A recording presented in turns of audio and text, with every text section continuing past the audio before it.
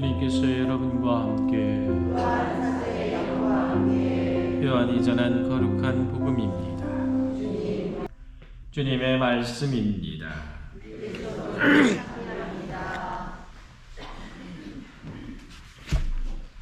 오소서 성령님.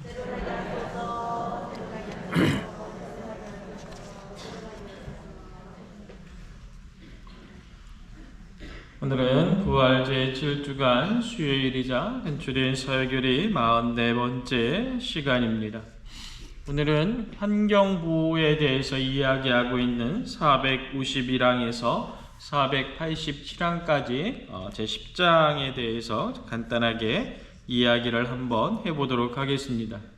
제가 다음 주에 교구 사제 연수를 가야 돼서 좀 빨리 집약적으로 혹시나 잘 못 알아들으시면 유튜브를 다시 보세요.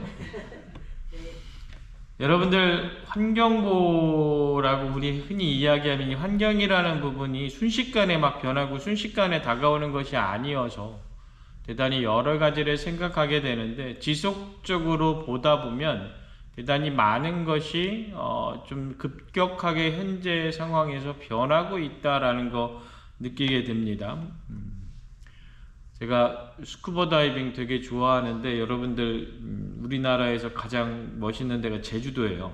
근데 제주도가 이게 화산섬이잖아요.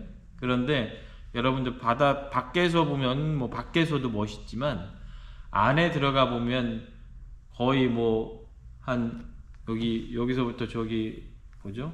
저 문 앞까지 만한 그런 바위덩이들이 막 한 10m, 20m씩 되는 것들이 바닷속에 있어요. 근데 저희 제주도의 그 문섬, 거기가 여러분들 세계적으로 가장 유명한 연산호 군락지입니다. 근데 요즘 들어가 보면 뭐가 많이 보이냐면요, 갯녹음이라고 그래가지고 바닷물의 온도가 낮으면 탄산칼슘이 녹는데, 바닷물의 온도가 높아지면 높아질수록 그게 다 안 돼서 어디에 붙냐면 바위에 붙어요. 그래서 그것을 많이 먹게 되는 지표정이 뭐냐면 성게입니다. 그런데 바닷속에, 여러분 밖에서 보니까 잘 안 보이는데 바닷속에 들어가서 보면 갯녹음이 엄청나게 심해졌어요. 특히 어디가 심한 줄 아세요? 제주 해군기지 있는 데가 심해요. 왜냐하면 거기를 엄청나게 그 구럼비 바위를 다 폭파시켜 놓고 거기다가 어마어마하게 방파제를 쌓았잖아요. 그 옆에가 어디냐면 서건도라고 불리는, 길어지겠네 이거 이 얘기 다 하다 보면. 서건도라고 불리던데, 그 서건도가 뭐 유래가 여러 가지 이야기가 있지만 많은 사람들이 이야기하는 게 썩은 섬이라고 해서 서건도라고 부른대요. 왜 썩은 섬이냐 그러면 조류의 영향이 말 그대로 여러 가지 해조류나 아니면 제주도에 돌고래가 많이 있잖아요. 뭐 돌고래의 사체라든지 이런 것들이 많이 쓸려 내려와서 거기서 썩어가지고 썩은 냄새가 많이 났다고 해서 썩은 섬이라고 해서 서건도라고 그러는데, 그렇게 조류의 방이 그렇게 되기도 하고 그쪽으로 밀려들기도 하는데, 그나마 좀 이렇게 흘러가지고 나가면 좋은데 그것 때문에 흘러나가지도 못해요. 그러니까 막 이것저것 여기저기 모든 부분이 합쳐져서 바닷물의 수온이 오르기 시작하는 그 부분부터 시작을 해서 여러 가지 형태로 엄청난 변화가 일어나고 있는 겁니다. 여러분들, 예전에 명태는 우리에게 있어서 가장 손쉽게 먹을 수 있는 생선이었잖아요. 그렇죠? 명태 한 마리도 못 잡잖아요. 그렇지 않습니까? 다 러시아에서 수입해오는 먹거잖아요. 그렇죠? 그런 부분들만 보더라도 얼마만큼 대단히 문제가 심각한가. 제가 지금은 이 사회교리를 유튜브로 올리고 있지만 이제 앞으로는 제주도 바다 안을 찍어가지고 한번 유튜브로 올려볼까 생각 중이에요. 환경 보호에 정말, 왜냐면 그리고 제가 예전에 3, 4년 전에 다녔었을 때보다도 연산호가 많이 줄었어요. 연산호가 많이 막 확 피면 장미정원이라는 포인트들도 있거든요. 그리고 가보면 막 노란색, 빨간색 뭐 연산호가 어마어마하게, 그게 많이 없어졌어요. 그 이유가 뭐냐면 조류가 막 흐르고 막 하면서 여러 가지로 하면서 영양분들을 그 연산호가 먹을 수 있게 하는 부분들이 생겨야 되는데, 그런 것들이 엄청나게 바뀌고 있다. 바다 생태 환경이 엄청 바뀌고 있어요. 결국에 여러분들 우리가 그래서 흔히 이야기하는 게 환경보호, 생태보호, 생태 지키기, 지구 살리기 막 이렇게 하잖아요. 그렇죠? 원칙은 여러분들 정확히 표현하면 지구 살리기가 아니라 사람 살리기죠. 그렇죠? 우리가 무너지고 있는 것은 지구 생태계가 아니라 인간 생태계가 무너지고 있는 거지 않습니까? 한 거 보니까 인간이 타노스가 손가락을 2번 튀겨가지고 뭔 말인지 아세요? 모르시나? 아이언맨, 어벤져스 안 봤어요? 아, 큰일이네. 우리 잘배님도 어벤져스 안 봤어요? 꼭 넷플릭스, 이거 얘기. 어벤져스라는 영화 있어요. 어벤져스에 나쁜 악당이 나오는데 그 악당이 우주를 인간들이 잘못하고 있다고 해서 우주의 생태계의 반이 인간들부터 시작해서 반이 없어져야 생태계가 올바르게 이걸 찾는다고 해서 손가락 한번 딱 튀겨가지고 없애버려요. 그래서 손가락을 2번 튀기면 다 없어진다고. 그래가지고 말 그대로 그냥 사람들이 이야기하기에 타노스가 손가락 2번을 튀겨가지고 사람이 다 없어지면 10,000년 정도 지나면 인간의 모든 흔적이 없어지고 하느님이 창조하신 상태가 된대요. 인간의 문명이 나타난 지 10,000년 정도 됐다라고 하는데 10,000년 정도 인간이 없는 상태로 가면 원래대로 간다. 정말로 보잘것없는 부분이죠. 여러분들이 아무리 잘못한다 하더라도 지구는 없어지지 않습니다. 그러나 중요한 건 사람은 없어지겠죠. 이런 부분들에 대해서 한 번쯤 우리가 깊게 생각을 해 봐야 됩니다. 451항에서 455항까지 가톨릭 사회교리는 성경적 측면 안에서의 인간과 자연, 하느님과의 관계, 그리스도의 구원이 피조물 전체에 미치는 영향을 이야기를 합니다. 그러면서 456항에서 460항까지 인간에게 있어서의 과학과 기술의 발전은 무엇보다도 하느님의 계획에 있어서 역행하는 것은 아니다. 부합한다. 그러나 중요한 것은 그 기술의 도덕적인 원칙, 인간의 존엄성에 어떠한 경우에 있어서도 해를 입혀서는 안 되는 것들, 환경과 농업 같은 부분에 적용될 때 엄격한 윤리적 원칙이 있어야 된다라고 이야기를 합니다. 그러면서 생물학적 연구, 유전자 조작 등을 대단히 부정적으로 이야기하고 신중해야 된다라고 이야기합니다. 말 그대로 사과, 우리 금사과, 요즘 이제 곧 다이아몬드 사과 된다며요. 금사과 하는데 여러분들 금사과에서 인간에게 좋은 사과를 고르려면 어떤 걸 골라야 된다라고 이야기합니까? 벌레가 한 번쯤은 먹은 걸 고르는 게 가장 좋은 사과라고 이야기를 하죠. 그런데 우리에게 올라오는 사과, 사제관 앞에 놓이는 사과는 보면 다 반짝반짝거려요. 그렇죠? 네. 우리가 좋아하는 사과는 결국에는 무엇이냐면 농약범벅이 된 사과라는 거죠.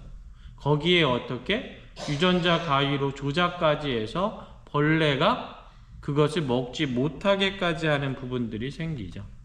그래서 우리 아이들에게 가장 큰 문제가 되고 있는 게 여러분들 아토피잖아요. 그렇죠?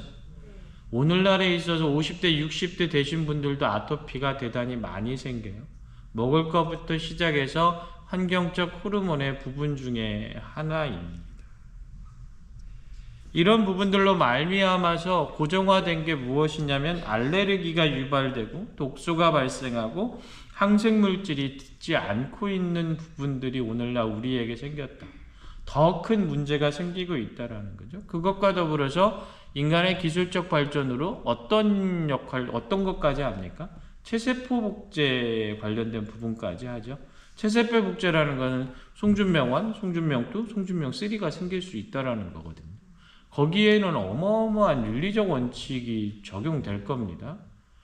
내가 심장이 안 좋아. 그러면 나 하나 복제해서 심장만 떼어서 나한테 이식하고 이 사람은 죽이나? 그냥 생각해 볼 수 있는 문제가 나오잖아요.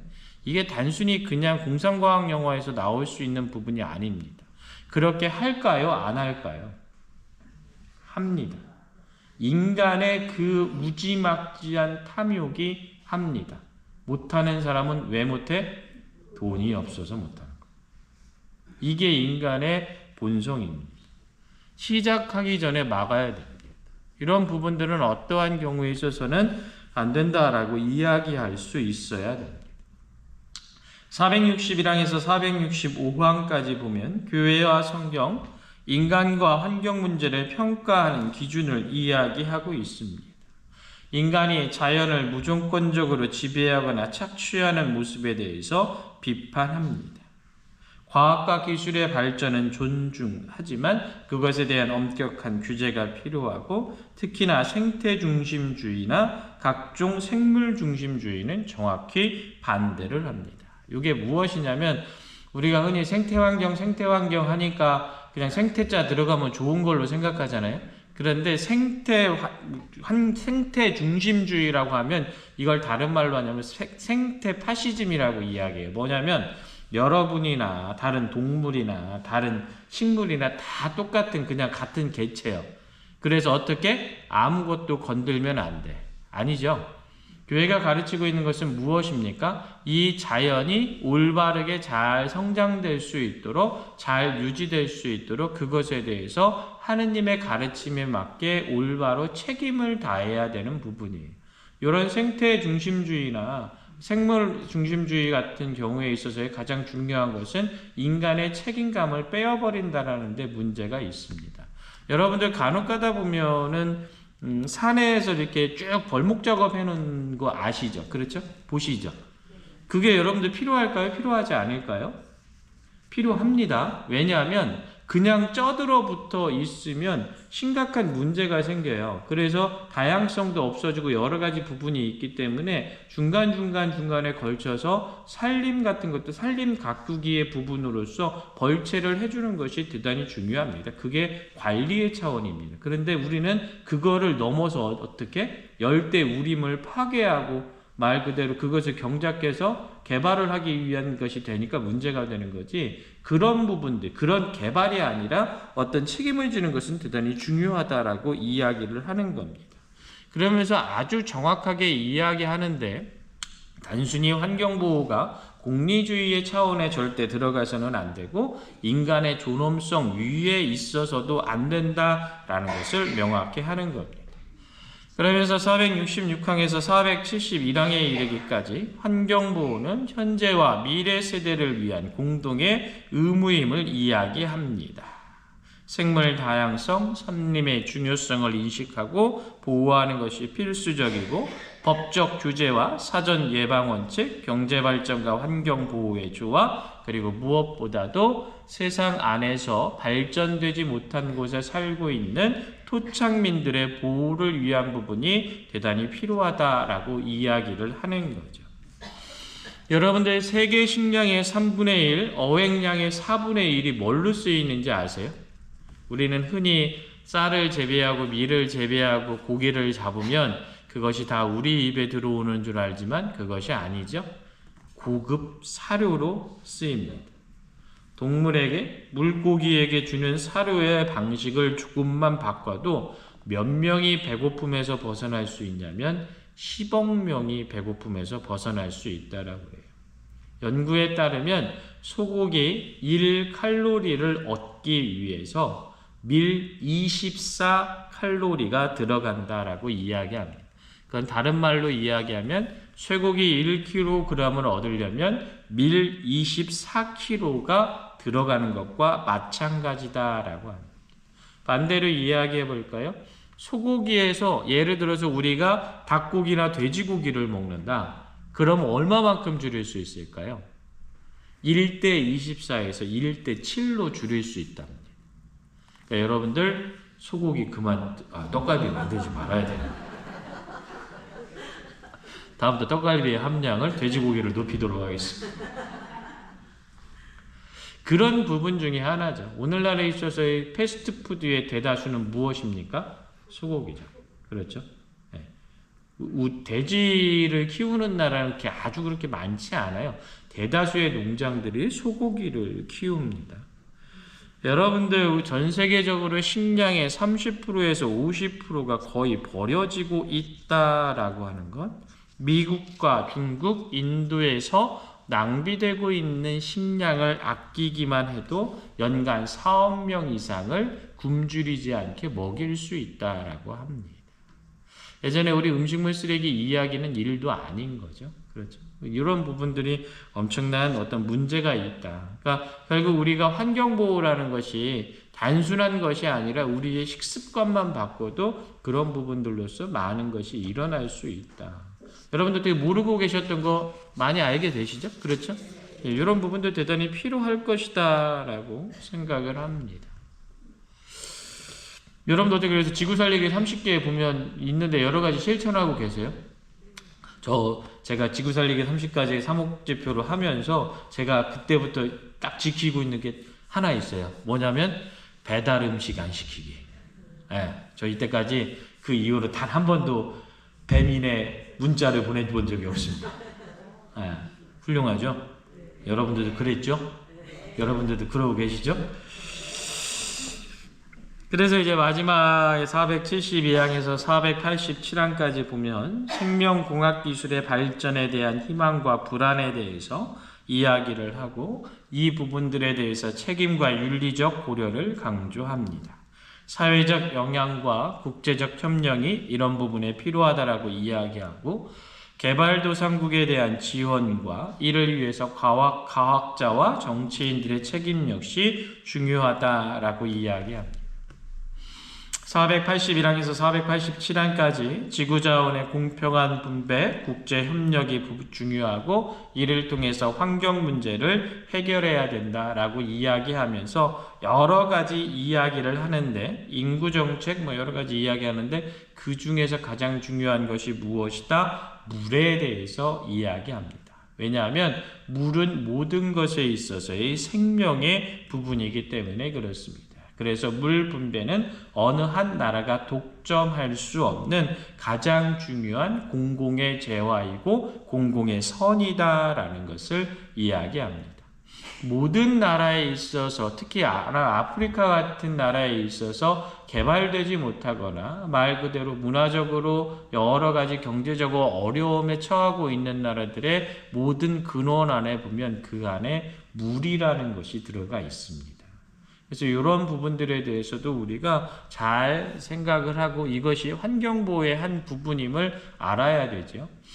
여러분들 최근에 뉴스 보면은 두바이에 폭우가 내렸다고 그러잖아요. 그렇죠? 예, 거기에 폭우 내리면 큰일 나죠. 왜냐하면 비가 안 내리는 데니까 우리나라처럼 관계시설이 되어 있지 않거든요. 우리나라 여러분들 장마가 있습니까? 없습니까? 있긴 뭐가 있어요? 없어요. 우리나라 장마 없고요. 우리나라는 이제 뭐가 있냐면 집중호우가 있죠. 예? 장마라는 것이 맞습니까? 안 맞아요. 예전에는 6월달 한 말 정도부터 시작을 해서 7월 말까지 장마가 오고 그 다음부터 뭐 태풍이 오거나 한두 개 오고 그 다음부터 불볕 더위가 시작이 돼서 과일이 익기 시작하고 이러는 부분이었잖아요. 그렇죠? 근데 이제 그렇지 않아요. 장마라고 이야기는 하지만 장마 기간에 비가 오는 경우가 많지 않습니다. 오히려 어떻게 매우 국지적인 호우, 은행동에는 폭우가 쏟아지는데 둔산동은 햇빛이 쨍쨍하잖아요. 예? 스콜성 호우라고 흔히 이야기하고 있는 부분들이죠. 그래서 이런 부분들이 엄청나게 오늘날에 있어서 물 문제를 일으키고 있는 부분이기도 합니다. 물이 아예 없어서도 문제고 정말로 물이 어떻게 보면 치수가 되지 않아서도 문제, 이런 부분부터 시작해서 전체적으로 환경 파괴로 말미암아 제대로 된 어떤 그런 부분들이 생기지 않는 것들, 우리에게 있어서 인간의 생명을 위협하는 가장 큰 문제 중에 하나입니다. 곰곰이 이 부분을 생각을 하다 보니까 인간에게 하느님께서 자연에 대한 책임, 자연의 관리에 대한 책임을 맡기신 것은 왜 그랬을까? 일을 주기 위해서 아니었던 것 같습니다. 어떻게 보면 니들이 살기 위해서는 니들이 정말 책임감을 가지고 너희들이 그 자연을 잘 관수할 수 있어야 된다라는 하느님께서 우리에게 주신 가장 소중한 권리의 부분이 아니었던가라는 생각을 하게 됩니다. 그런데 어떻게 오남용으로 말미암아서 심각한 문제가 일어나고 있지요. 우리가 너무나 쉽게 쓰고 있는 이 전기, 쉽게 쓰고 있는 부분들, 그러면서 어떻게 싸다라는 이유로 핵발전을 어마어마하게 감행하고 있지요. 그러나 어떻게 10만 년이 지나도 처리할 수 없는 핵 폐기물이 나옵니다. 그것은 오늘날에 있어서 어떠한 방법으로도 처리할 수 없습니다. 그런데 그 비용은 생각하지 않고 어떻게 핵발전, 지금 당장 조금 싸다라는 그 논리만 들여서 인간의 탐욕으로 말미암아 어마어마한 환경 쓰레기를 내뱉고 있는 거죠. 어느 나라도 처리하지 못하고 있습니다. 이런 부분들이 인간 세계의 생태계를 완전히 좀먹고 있는 것이다 라는 생각 반드시 하셔야 될 겁니다. 나머지 우리 삶 안에서 진정으로 환경 문제는 인간의 생존에 달린 문제다라는 것 지적 한번 꼭 겸허히 들어보셨으면 좋겠습니다. 오죽했으면 교황님께서도 지속적으로 창조 시기의 여러 가지 형태의 문헌이나 통해서 세상의 환경이 얼마나 중요한지 이야기하고 있겠습니까? 우리 안에서 보다 작은 것부터 시작해서 여러 가지 정치적 현안까지도 목소리를 드높일 수 있는 그리스도인들 되시길 다시 한번 부탁드리도록 하겠습니다. 간추린 사역일이 486강의 말씀으로 마치도록 하겠습니다. 환경 문제들은 새로운 생활 양식을 채택하도록 이끄는 사고방식의 실질적인 변화를 요구한다. 아멘.